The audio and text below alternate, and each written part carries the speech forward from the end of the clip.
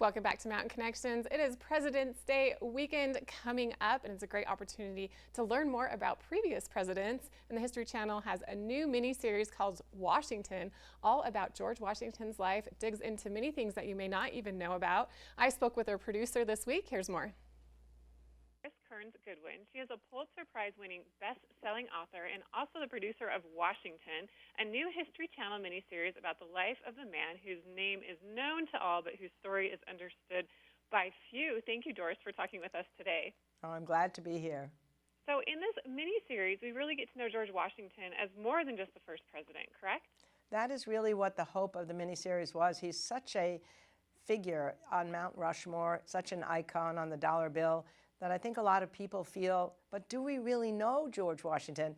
And I, for one, he was the one great president that I had not studied in my 50 years of studying these characters, really wanted to understand him as a person. So the goal was to show him as a young man making mistakes, show him growing in office, show him with anxiety, with depression, with all the human emotions that all of us feel. And then we can identify with him and share in his successes when they finally come after lots of losses.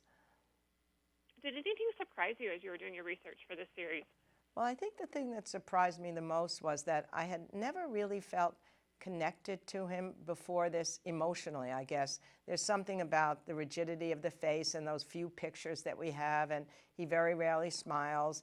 And by the end of it, because I was watching him in action with the actor who plays him so very well, and hearing about his anxiety when he was taking the chair of the presidency, feeling like he was going to the executioner's chair, watching him every now and then lose his temper, watching him create a great team around him that was made of strong people, seeing him vulnerable at other incidences, I really did feel then, this is the George that's sort of like the Lincoln and the Roosevelts that I spent 10 years with.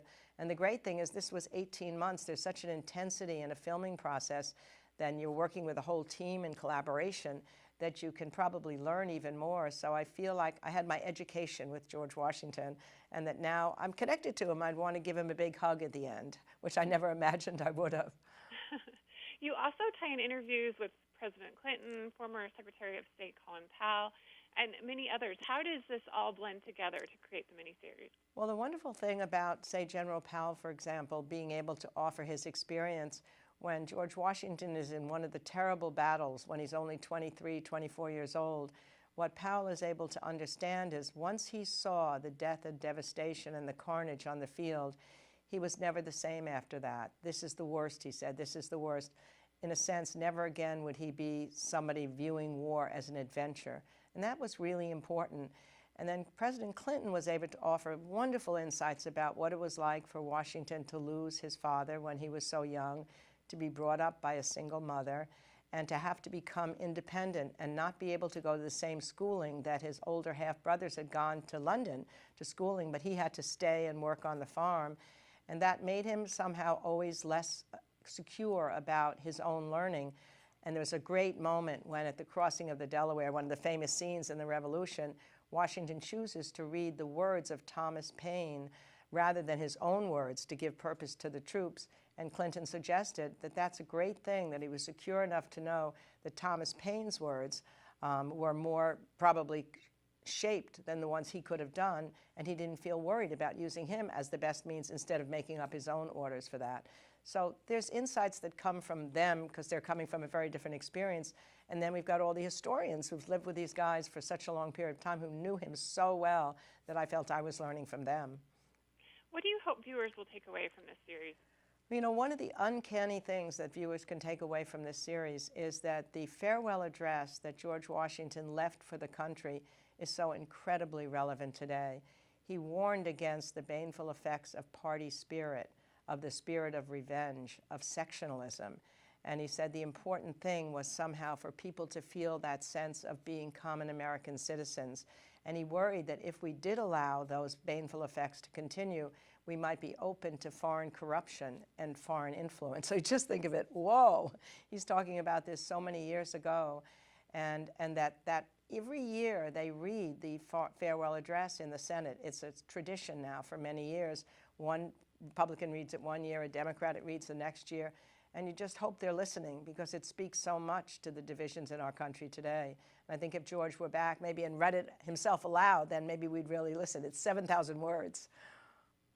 Oh, I'm really looking forward to seeing this, and over President's Day weekend, it's perfect. Where can we find out more information about the series?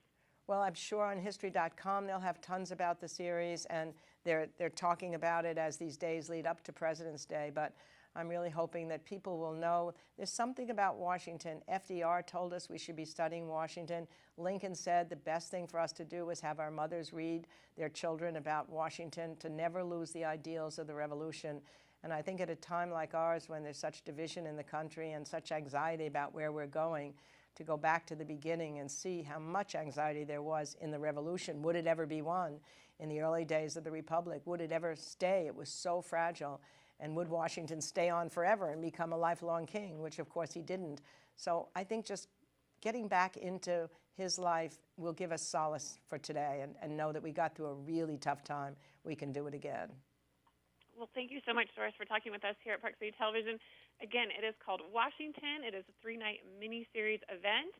Thanks again, Doris Kearns Goodwin, for talking with us about it today. You are more than welcome.